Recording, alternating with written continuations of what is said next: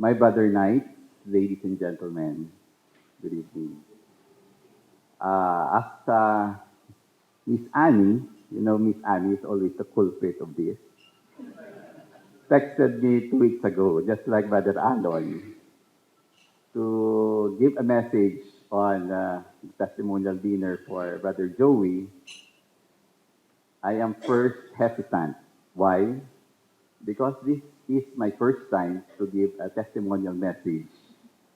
Thanks for the new generation that we have Mr. Google and Mr. YouTube.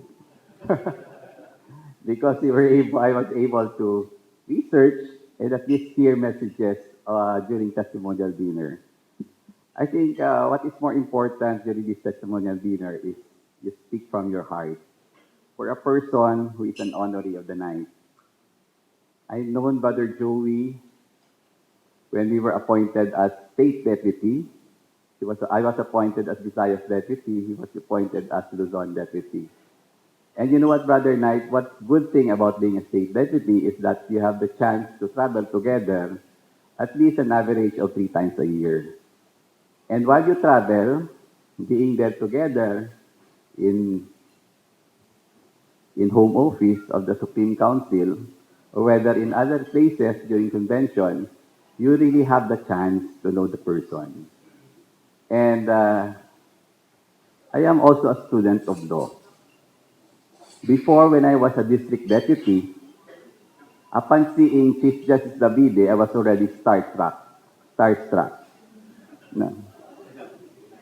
So, more so, when I became a state deputy, I'm already side by side with another justice of the Court of Appeals before. And I really felt the love because among us state deputies, I am the youngest. And I think there's always an advantage of being the youngest. No? Because among others, they treat me as their son. And I'm very thankful for that. No? They always take care where I am. But the only problem is that when you are with the older guys, you should join them in their fellowship, in their social. So most of the time, they may also wonder because there are times and occasions when I just get away from the hotel and go with my friends somewhere else.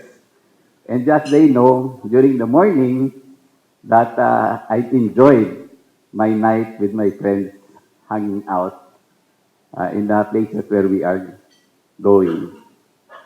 So the first engagement I had with Brother Joe is that as a state deputy, I invited him in my DD's organizational meeting as inspirational speaker. And as a leader, he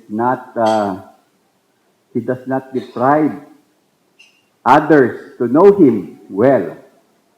And as a leader, he is really an inspiration, not only probably here in Luzon, but also in Visayas and Mindanao.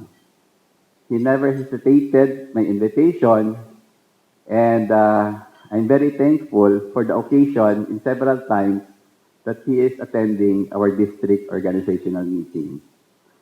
And as a person, probably you will be surprised. No? It is stature as a justice now of the Supreme Court and before as of the Court of Appeal, the person probably you thought who has that stature would be, in our term, very galante. But Brother Joey lives a very simple life, and that impresses me in person. No? And also together with him, usually in the travel, is Ma'am Sophie. A very short experience I have, because you know what, when you are in the Supreme Council, normally when we have lunch during our meeting, we have that packed lunch, no? And what is inside that packed lunch is a very big sandwich. Either it's going to be turkey or ham, a fruit, and chocolate. No?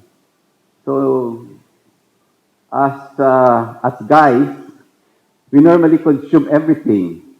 But Brother Joey, as a loving husband, normally take something, just eat a half probably, and bring something for Mom Offie.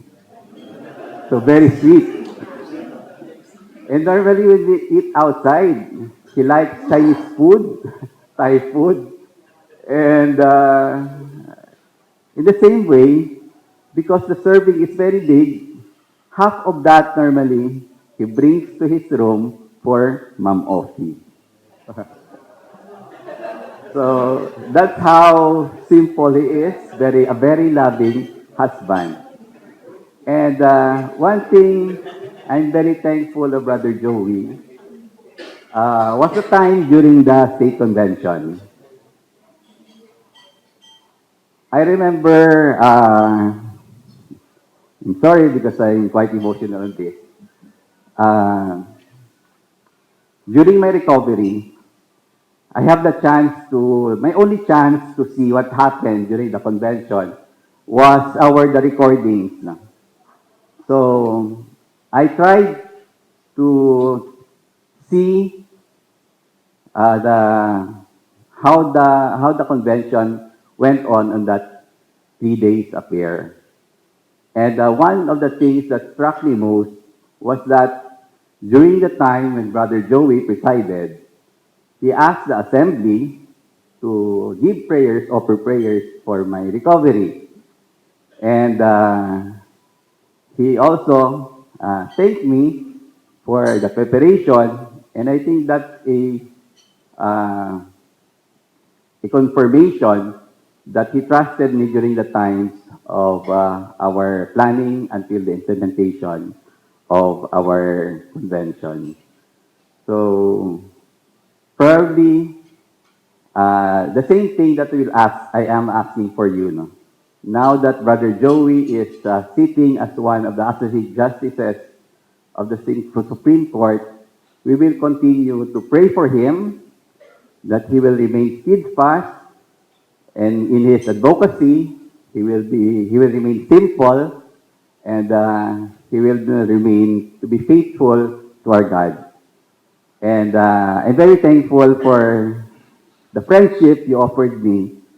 And since it is your night, Ma'am Offie, thank you very much also for being a wonderful person every time we have the travel together in the United States. So, Brother Joey, thank you so much for that warm friendship, and I love you, Brother Joey.